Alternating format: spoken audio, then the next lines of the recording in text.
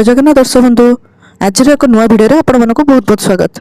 आज आउ गोटे बहुत बड़ खुशी कर सुभद्रा योजना को नहीं आशा कर खबरटी बहुत भल लगे। चलतु जावा से खबर आड़ को जो मैंने नुआ आवेदन करने को चाहूले और सुभद्रा योजना नुआ जोड़ी होगा जाऊे कि जस्ट 21 वर्ष होता से केमी जोड़ी हे बोली बहुत प्रश्न पचार पुणी आज्ञा नुआ फॉर्म सबमिट कर डेट टी एथरे आम पूरा बरणी जाना आपण नुआ पकेले कोठी जिबार अच्छी कोठी फॉर्म नबार अच्छी फ्री कि पैसा लगुच कि आपन कौन डॉक्यूमेंट दरकार सब जिनस आम ये जाना आ केबे डेट स्टार्ट आ केते एंड से भितर आपन डॉक्यूमेंट भी रेडी कर परिबा दरकार। चलतु जिबा वीडियो को दर्शक बंधु आपण माने एबे देखि परथबे ओडिशार सुभद्रा योजना पाई नुआ आवेदन आमर आसंता काली अर्थात एप्रिल 1 2026 रु आरंभ हो जो योग्य महिला माने ऑनलाइन कि ऑफलाइन रे आवेदन कर परिबे। एथिपाई कौन कौन दरकार मैं कहीदे एक आधार कार्ड जोटा कि आपंकर भैलिड आधार कार्ड थी आपण डेट ऑफ बर्थ टी ठीक थी एवं बैंक खाता जो थी कि डीबीटी सक्षम माने डीबीटी आमर डायरेक्ट बेनिफिशियरी ट्रांसफर जो थी आपंकर माने बैंक सहित आधार लिंक थी सहित आपंकर मोबाइल नंबर भी लिंक थी ताहले से बैंक खाताटी योग्य रहा सुभद्रा योजनार पैसाटी पाइबापी। वेबसाइट आमर जोटा कहे subhadra.odisha.gov.in किंबा निकटस्थ मो सेवा केन्द्र में आवेदन करा जाई परिबो।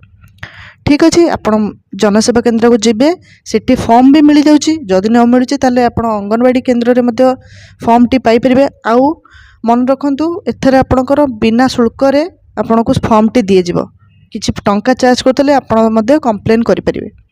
नुआ आवेदन प्रक्रिया एप्रिल 1 तारिख 2026 रु स्टार्ट हे।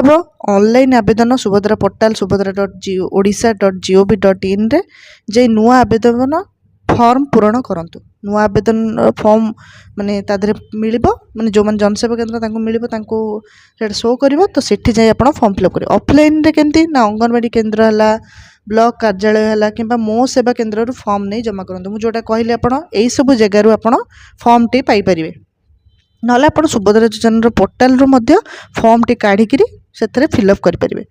आवश्यक योग्यता कौन आपन को योग्य कौन हेले आप योग्य एथरे हो पारे दस्तावेज कौन कौन कागज पत्र दरकार से सब डिस्कसन करदेवा। चलतु योग्यता हूँ आमर ओडिशार स्थायी बासिंदा होता दरकार एवं आपण को मिनिमम बयस 21 रु 60 वर्ष मध्य होता आवश्यक।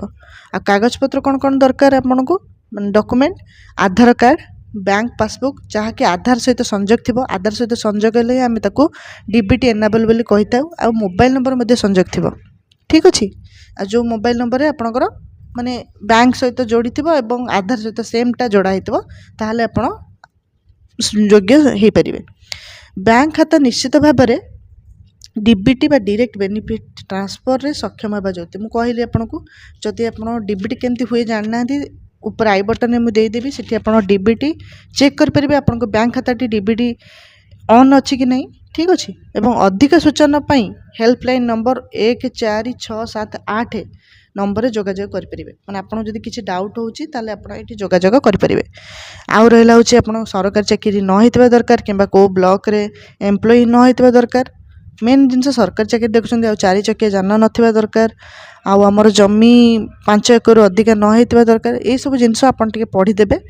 पोर्टाल रे ही अच्छी सब जिनस मुझे देखा दूचे पोर्टाल रे तल को टिके स्क्रॉल कला परे देखिपे योग्यता मानदंड तो ये आप क्लिक करेंगे। ये आपण मैंने जापे कि कौन कौन आमर योग्यतार मानदंड होता दरकार सब जिनस ये आवेलेबल अच्छी माने आमर एनएफएसए कौन सब मुझे वीडियो कर सारी आपड़ गोटे गोटे कर खोजी जापर। आमर एनएफएसए हूँ आमर जोटा आमर राशन कार्ड आज्ञा राशन कार्ड थिबा दरकार जदि राशन कार्ड नाही ताले केतिकी वार्षिक आय होइतिबा दरकार सब जिनस ये डिटेल्स रे अच्छी गोटे थर पढ़ी नियंतु अप्लाई करिया पूर्व आ अयोग्य कौन कौन थिले आपण कौन कौन मिली अयोग्य से सब जिनस लिखाई। ठीक अच्छे अयोग्य कारण गुड़ा मध्य लिखाई सब जिनस गोटे थर पढ़िकी आप आवेदन करने को जीवाई मुझे ना सेमती आवेदन कले आपंकर रिजेक्ट हो आप आशा धरी बसते कि आपको पैसा मिल ना हेनी କିଛି ମିଳିବନି। ତ ଏତିକି ଆପଣ ପଢ଼ିଦେବେ, ଦୁଇଟା ହିଁ ପଏଣ୍ଟ ସେତିକି ପଢ଼ି ସାରିଲା ପରେ ବ୍ୟାଙ୍କର ଡିବିଟି ଏନାବଲ୍ ଯେଉଁଟା ମୁଁ କହିଛି ଭିଡ଼ିଓ ଆଇ ବଟନରେ ମିଳିଯିବ ଆପଣଙ୍କୁ, ସେଠି ଯାଇକି ଥରେ ଚେକ୍ କରିଦିଅନ୍ତୁ ଡିବିଟି ଏନାବଲ୍ ଅଛି କି ନାହିଁ। ସବୁ ଜିନିଷ ଠିକ୍ କରିକିରି ଆବେଦନ କରନ୍ତୁ, ନହେଲେ ଯଦି ଆବେଦନ କରିଯାଉଛନ୍ତି ତା ଭିତରେ ଠିକ୍ କରନ୍ତୁ। ଆପଣଙ୍କର ଏପ୍ରିଲ 1, 2026ରୁ ଏପ୍ରିଲ 30, 2026 ଯାଇକି ପୋର୍ଟାଲଟି ଖୋଲା ରହିବ। ଆପଣ ଆବେଦନ କରିପାରିବେ। ଯେତିକି ଲୋକ ଆପଣ ଜାଣିଛନ୍ତି ନୂଆ ଲୋକ ଆବେଦନ କରିବା ପାଇଁ, ତାଙ୍କୁ ନିହାତି ଭାବରେ এই ଭିଡ଼ିଓଟିକୁ ସେୟାର କରନ୍ତୁ, ଚ୍ୟାନେଲକୁ ସବସ୍କ୍ରାଇବ୍ କରିଦିଅନ୍ତୁ, ଭିଡ଼ିଓଟିକୁ ଗୋଟେ ଛୋଟ ଲାଇକ୍ କରିଦିଅନ୍ତୁ, ଏମିତି ଆହୁରି ନୂଆ ନୂଆ ଅପଡ଼େଟ୍ ପାଇବା ପାଇଁ। ରହିଲି, ଦେଖା ହେବ ଏକ ନୂଆ ଏକ ଭିଡ଼ିଓରେ। ଧନ୍ୟବାଦ।